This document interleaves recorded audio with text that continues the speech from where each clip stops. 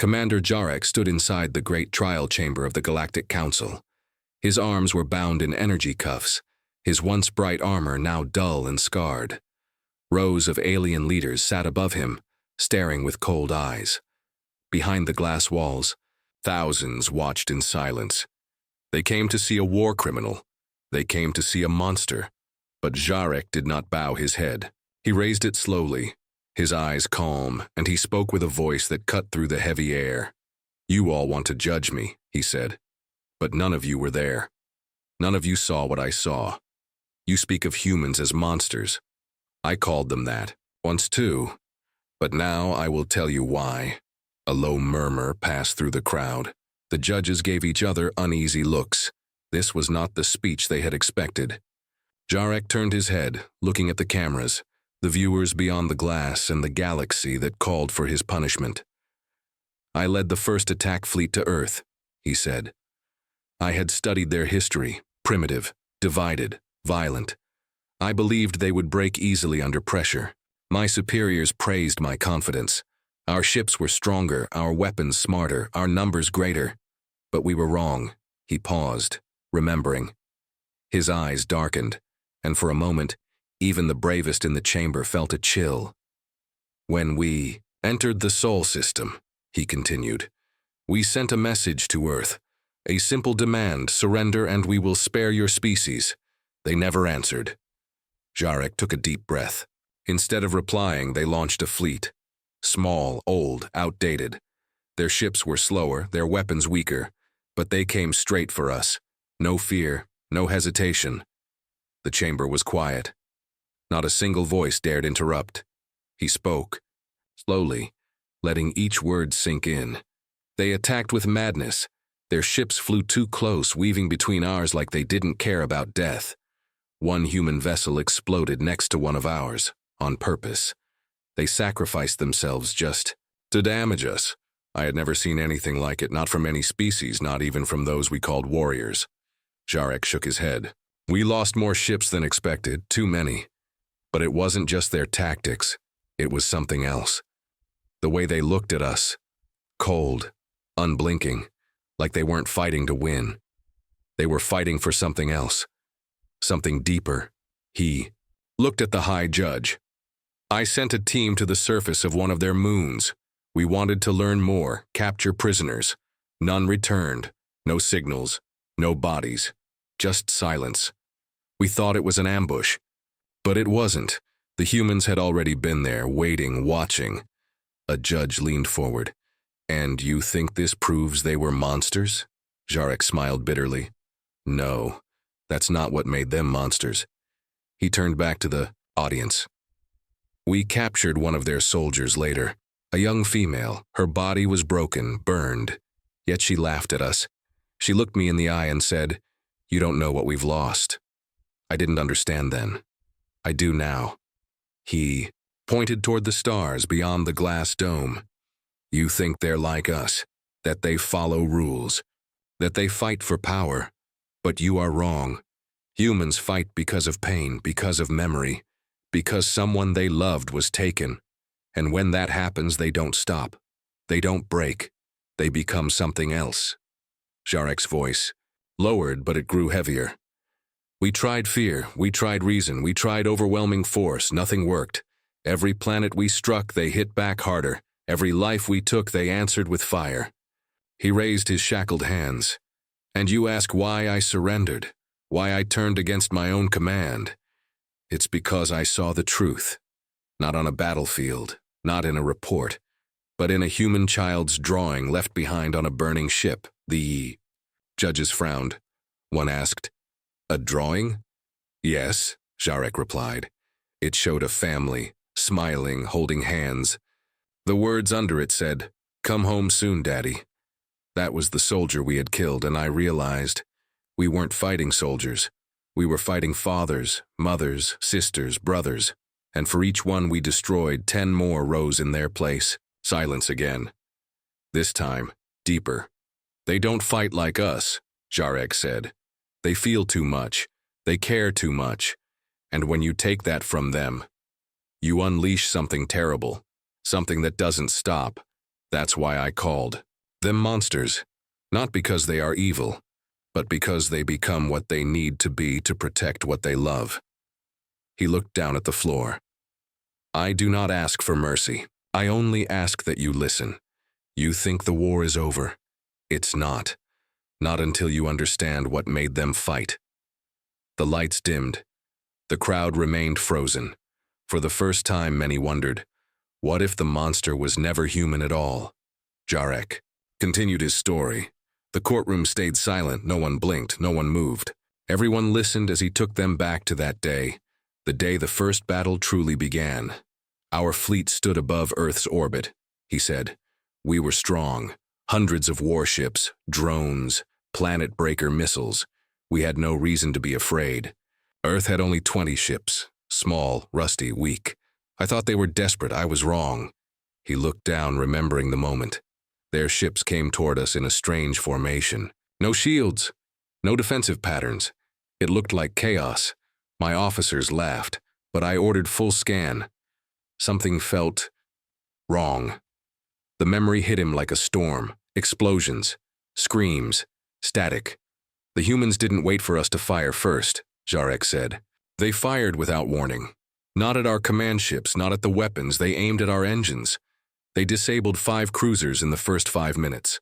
Not destroyed. Disabled. Trapped. The judges looked at each other. It didn't make sense. Why not just destroy them? They wanted to send a message, Jarek explained. They could have killed more, but they didn't. Not yet. He paused. One human ship flew straight at my command vessel. We hit it 3 times. Still, it didn't stop. It kept coming. My crew panicked. I ordered full shields, but it was too late. The human ship collided with one of Jarek's escorts. Both exploded. The blast rocked his own ship. Red lights flashed everywhere. Fires, screams, sparks, and in the middle of it a strange signal played over every frequency. A voice, calm, strong. You're not ready for what comes next. Jarek clenched his fists as he spoke. That voice didn't sound angry. It sounded certain, like they knew something we didn't. The court chamber listened in complete silence. We expected fear. We expected surrender. But the humans didn't run. They didn't beg.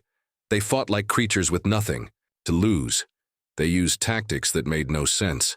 Suicide runs, ambushes with old stealth ships. One even hacked into our mainframe using what we thought was outdated technology. But it worked. He looked at the judges again. You see, humans don't just fight with strength. They fight with everything, rage, memory, pain. We counted their ships, but we forgot to count their will. And their will was endless. Jarek stepped forward slightly. The guards tensed, but he made no move. I remember watching their ships drift, damaged, smoke pouring from engines. Yet they still came back. Some had no weapons left, but they used the ships themselves as battering rams. I saw a damaged fighter dock with our cruiser, then detonate from the inside. 1 pilot, 1 bomb. 10 of our crew gone.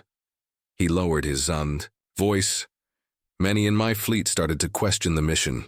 Officers shook with fear, not because the humans were stronger, but because they didn't act like any enemy we'd ever faced. They didn't fear death. They used it. Jarek glanced toward the public gallery, his eyes locking with a young alien soldier watching from behind the glass. You don't understand what it's like to fight someone who has already lost everything, he said. They don't fight to win. They fight to make you lose too. And when that happens, they become something else. A judge finally spoke. Why didn't you retreat? Jarek smiled, but it was a tired smile. We tried, but they didn't. Let us. He told them about the retreat order, how it was given too late. Human ships had already surrounded them. Not fully, but just enough to trap the larger cruisers. One by one, his ships were picked off, not destroyed quickly, but slowly, as if the humans wanted each loss to be remembered. They used our own fear against us, Jarek said. One ship sent out fake distress calls in our own language. When a vessel moved to help, ambush. Total silence after. He looked up at the ceiling as if searching for something far away. I saw one human pilot eject from her ship just before it exploded. She floated in space alone, suit barely holding together. We tried to capture her, but then her suit self-destructed. She died smiling. The courtroom gasped. No one expected that. They weren't fighting for medals, Jarek said quietly. They were fighting because we took something from them. And when humans lose something they love, they become fire. He ended the part of his story with a whisper. That was just the beginning. We thought it was a war, but to them it was personal. Jarek stood silent again, and the crowd stared in stunned silence. What kind of enemy turns death into a weapon? What kind of species chooses pain over surrender? They all wanted answers, and the commander still had more to tell. Commander Jarek stood still as the chamber lights dimmed slightly. The judges waited. The crowd waited. Everyone wanted more of the truth, the real story that had been hidden behind reports, numbers, and lies. He finally spoke again. His voice was lower now, like he was remembering a nightmare. After the first battle, we retreated to a nearby moon to repair our ships. We lost many, but still had enough power to crush other planets. My commanders told me to prepare for the next attack. They believed the humans were weak now. He looked across the courtroom. They were wrong. We were the ones being hunted. Some in the crowd frowned. Hunted? A judge asked. Jarek nodded. Our scout ships began to vanish, one by one. No messages, no escape pods, no signs. Just silence. At first we thought it was space storms, then pirates, but then we found wreckage. He paused. His eyes narrowed. The wreckage wasn't normal, no blast marks, no crash damage, just opened ships from the inside, like something had gotten in. Something fast, silent, precise. Whispers spread in the courtroom. Even the guards looked uneasy. I sent my best team to investigate. 15 soldiers, all armed, trained to fight in zero gravity. They entered a silent ship drifting in orbit. Its systems were still warm, its lights flickering. Then, nothing. Jarek tapped the side of his head. Their signal cut out, all of them gone. He stared into space for a moment. We sent drones next. No life signs. But on one of the walls, someone had written a message, carved into the metal with something sharp. Just 3 words. He leaned closer to the microphone. We see you. The room went cold. Jarek continued. That's when I realized the humans weren't just fighting a war. They were playing a game. A cruel, silent game in the dark. He described what happened next. Every night, more of his crew reported hearing noises inside the ships. Footsteps, breathing, metal scraping. But cameras showed nothing. Systems were checked again and again. Everything appeared normal until another body was found.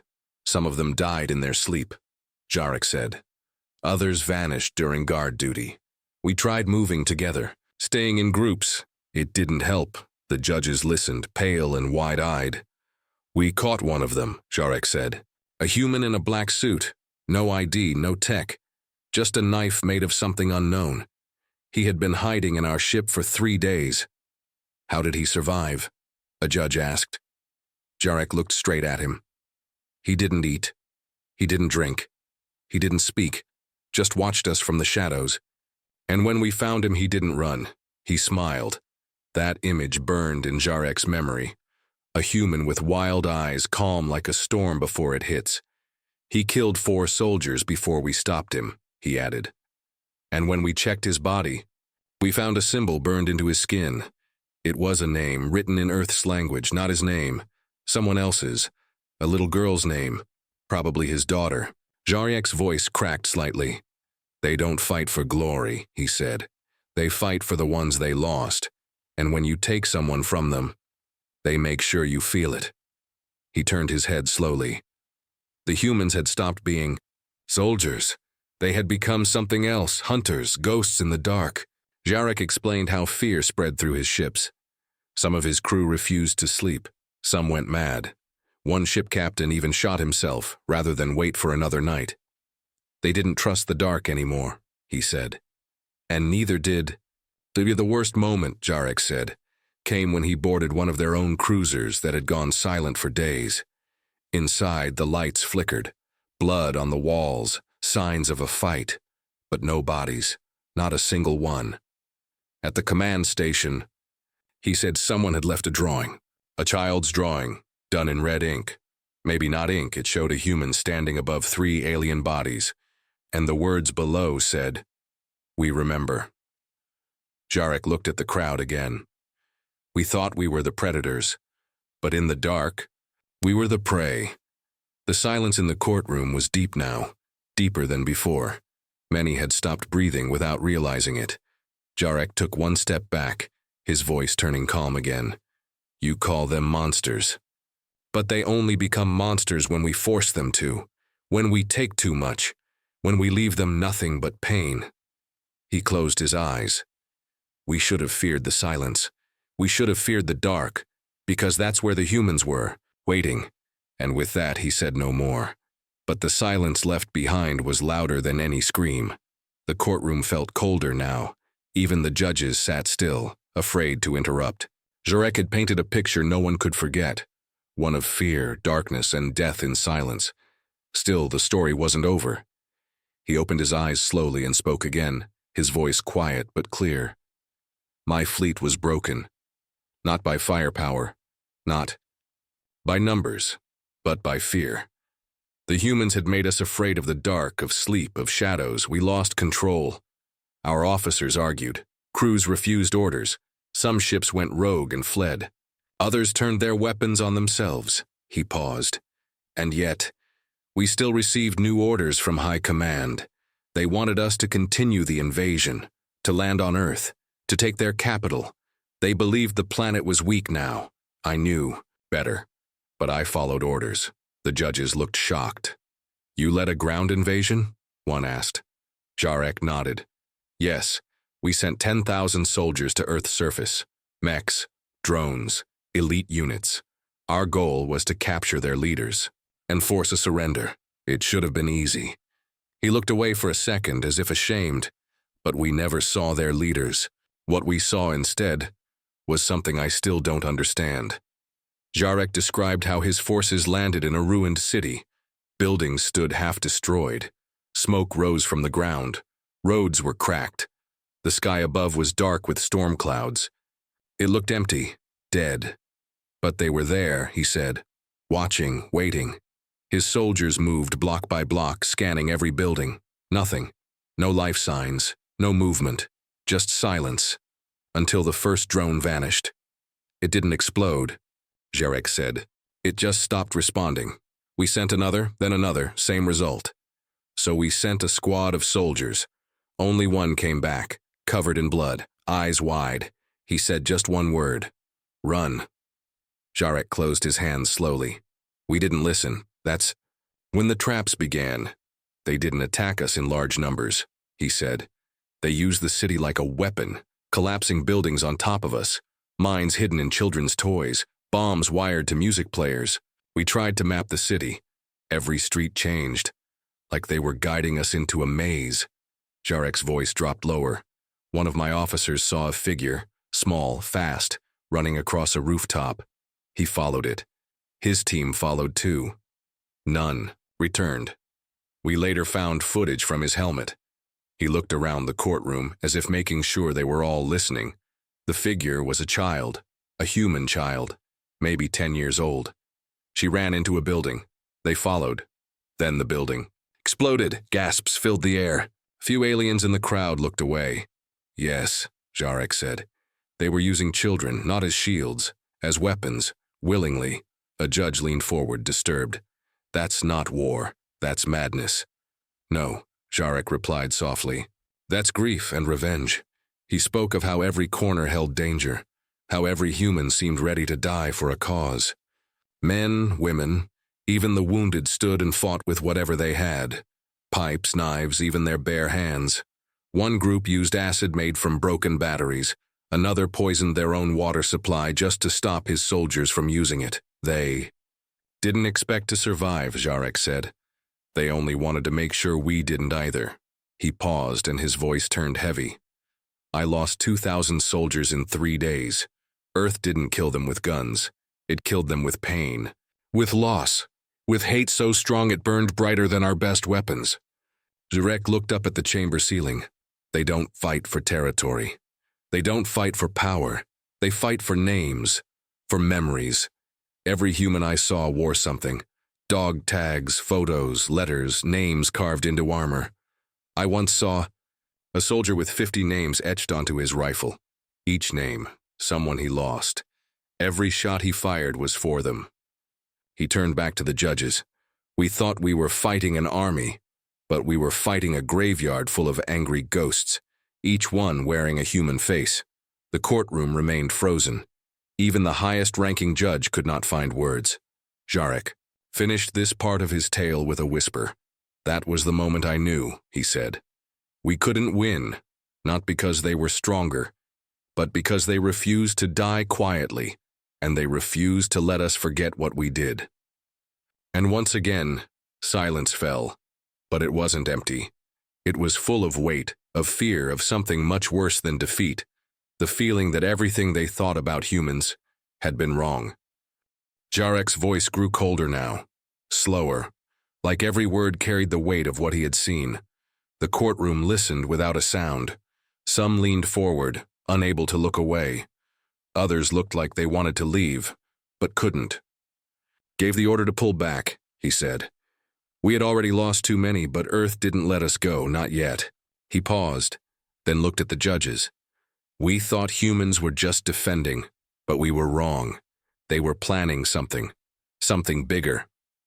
After the failed ground assault, his fleet regrouped in orbit. They expected counterattacks, maybe missiles or fighters, but nothing came. Days passed. Space was quiet. Earth didn't move. No signals. No weapons. Just waiting.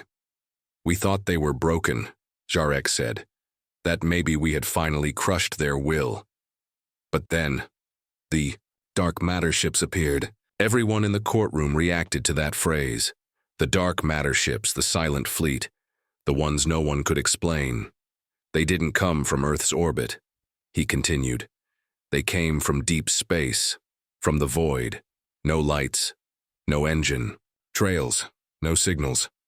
At first our scanners didn't even pick them up, but one of my officers noticed the stars were wrong. They were being blocked. He raised his hand slowly, as if seeing it again. They moved like shadows. And then, they attacked. Zarek described how the strange human fleet struck. With perfect silence. Their weapons were unknown, no heat, no sound, no warning. One of his cruisers simply vanished in front of his eyes. Gone. No explosion. Just erased.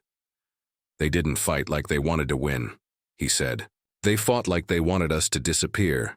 The courtroom sat frozen. No one dared to speak. These weren't normal ships, he continued. They had no life signs. Some looked empty. But they moved with purpose, like ghosts with a mission. They didn't chase, they didn't talk, they just appeared here and killed. Zarek explained how his ships tried to run. Warp drives activated, shields at maximum. But the dark matter ships followed them, even through jump points, even between systems. It didn't make sense. We later learned, he said quietly, these ships weren't new, they were old, hidden, built before the war even began. Some of them had been waiting in space for years, waiting for us. A judge whispered, How? How could they plan this long? Zarek looked straight at him, because they knew we would come, from the very beginning. He told them about a message that was intercepted just before another ship vanished. It was a human voice, calm and slow, speaking in perfect translation. You opened the gates, the voice said. Now meet what walks through. After that, the voice never repeated. Zarek leaned forward slightly. They weren't just defending Earth. They had set a trap across the stars. They used every loss, every scar to build something worse, something no one expected. They didn't want peace. They wanted memory. They wanted fear.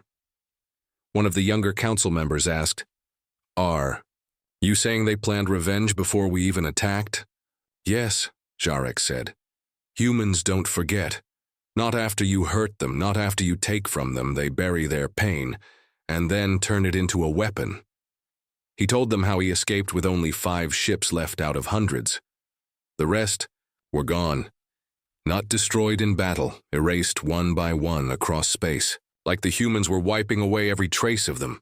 We tried to warn the others, he said. Other fleets, other worlds. But it was too late. The dark matter fleet had already spread. Every time someone thought Earth was weak, they paid in blood. The room felt heavy with fear. No one spoke now. Jarek stood quietly for a moment. I came here not to ask for mercy, he said. I came to tell the truth. You call humans monsters, but they didn't become monsters by choice. We made them with fire, with invasion, with arrogance. He looked around the courtroom, meeting every gaze. They didn't ask for war. But once we gave it to them, they didn't stop. They became the thing we fear most, something that remembers. He took a deep breath. And now, they are still out there, watching, waiting.